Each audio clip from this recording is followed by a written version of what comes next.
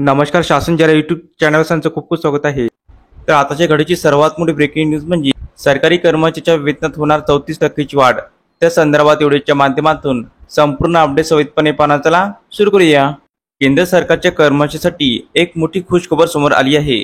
खरं तर 8 वेतन आयोग कधी लागू होणार याबाबत अनेक दिवसापासून सवाल विचारले जात आहे.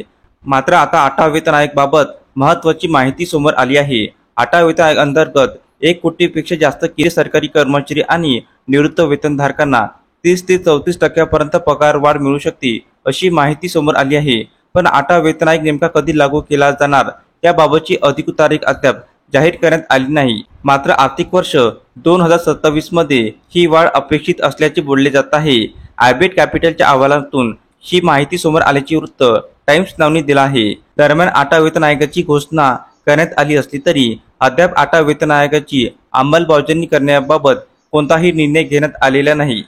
दरम्यान 7व्या वेतन आयोगाची स्थापना झाल्यानंतर अंतिम शिफारशी सादर करण्यासाठी तब्बल 18 महिने लागले होते. कारण जरी औपचारिकपणे स्थापन झाले तरी आयोगाला भागधारकांशी संवाद साधून त्याबाबतचा अहवाल तयार करावा लागतो. त्यासाठी काही महिन्याचा कालावधी जातो. त्यामुळे आता 8 वेतन आयोगाची अंमलबजावणीसाठी किती कालावधी लागणार ही कालमर्यादा सांगता येणार नाही.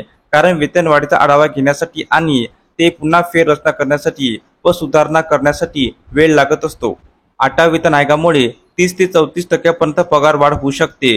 दरम्यान आयबेट कॅपिटलच्या अहवालानुसार अशी अपेक्षा आहे की 8 वेतन आयोगात फिटमॅटची शिफारस केली असेल, ज्यामुळे केंद्रीय सरकारी कर्मचाऱ्यांसाठी 30 ते 34% पर्यंत पगारवाढ होण्याची शक्यता आहे.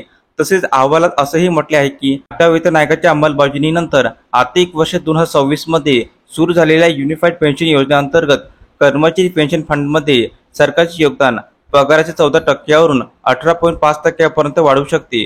धन्यवाद.